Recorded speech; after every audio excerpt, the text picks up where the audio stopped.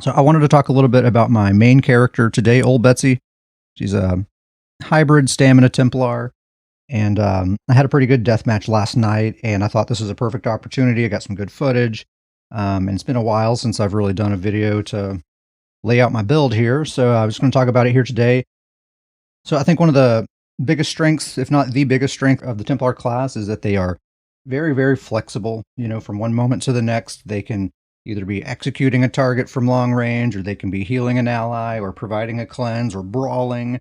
They even make pretty good hit and runners with toppling charge, and you have a little bit of movement speed. Betsy here is an orc, so she can actually get out of a jam pretty effectively when she needs to. So Templars, and really this build in particular, they're really great at adapting to whoever their teammates are. If I have Sorks and Nightblades for teammates, I'm going to be able to keep up with them and fit that sort of play style to complement them. And if I have Dragon Knights and Wardens on my team, likewise, I'm going to be able to adapt to that sort of more brawly play style and really provide a lot of value in that scenario as well. So in general, I think that's really what Templar is good at, and for Ole Betsy here, I really try to lean into that aspect of the class as much as possible and just be very, very flexible.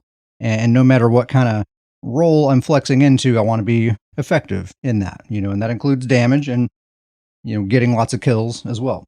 So the footage here, one thing you might notice right away is that my team has a healer providing some pretty nice heals. That gives us a pretty good advantage.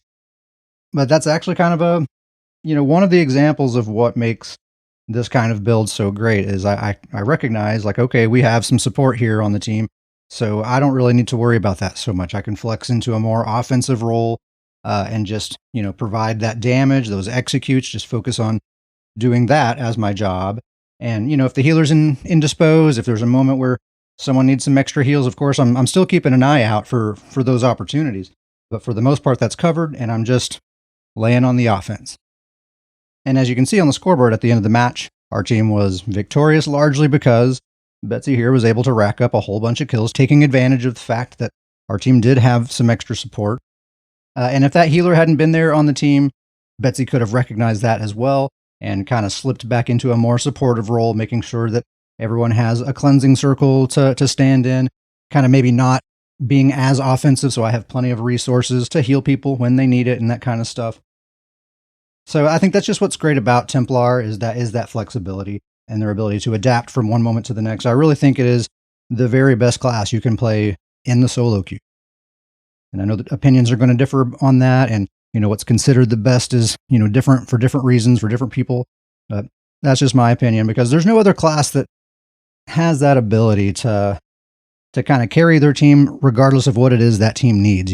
If the team already has lots and lots of damage and they just need support, Templar can do that. If the team already has lots and lots of support and they just need damage, Templar can do that. And you don't really even need to change your build to flip-flop. You just change the buttons that you're pushing, basically. So anyway, the build, you can find a link to the build in the description if you just want to see it there, but it's Deadly Strikes as a double bar set, Wretched Vitality on the back bar with a bow, Black Rose Prison dual wield on the front bar, Gaze of Sithis Mythic Helm, and One Piece Magma. The jewelry is all bloodthirsty, the armor is all well fitted, so we're able to just stay on the move.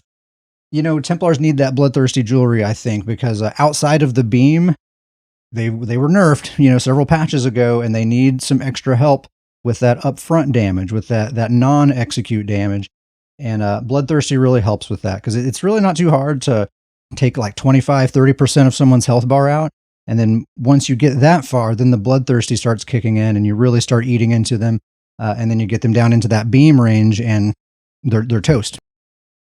So 3 bloodthirsty, strongly recommended, especially if you're an orc like Betsy here and you have that major expedition from the bow.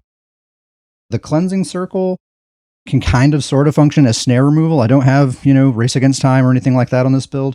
But the cleanse will remove snares. It just doesn't give you that 4 seconds of immunity. Or is it 6 seconds now? I can't remember. But from things like Race Against Time, that gives you that immunity window.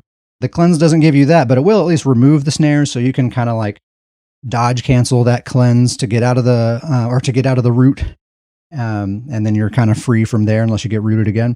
It works well enough for me, so I don't have to waste another bar slot on Race Against Time or Shuffle or something like that.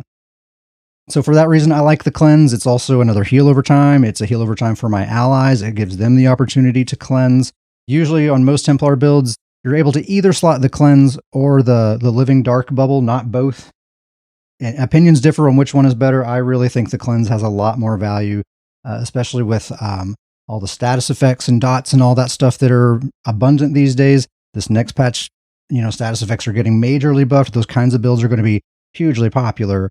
A big advantage, that Templars have is that cleanse, and I think they're going to really be crutching on that in this next patch. It's actually going to be a great time to be playing Templar.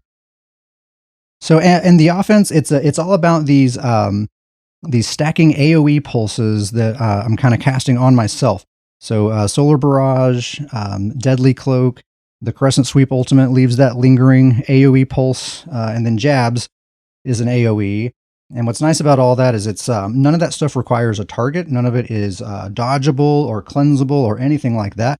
It's all stuff that I'm casting on myself, basically. And then I just dive into the action, and all those pulses are just going, and there's nothing anyone can do about it other than just get away from me. So I like that. You just kind of pick a direction and plow forward.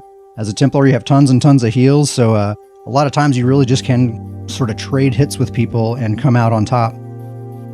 And if you do need to be kitey and dodgy and that sort of stuff, thanks to the sustain we get from Wretched and the movement speed from being an orc and the bow and having that cleanse and everything else, we can be brawly or we can be kitey, whatever we need to be. That's the beauty of, the Templar class and this particular build. It gives you that flexibility to do whatever you need to do, whatever the situation requires. You're prepared, you have the tools you need, you have the resources you need.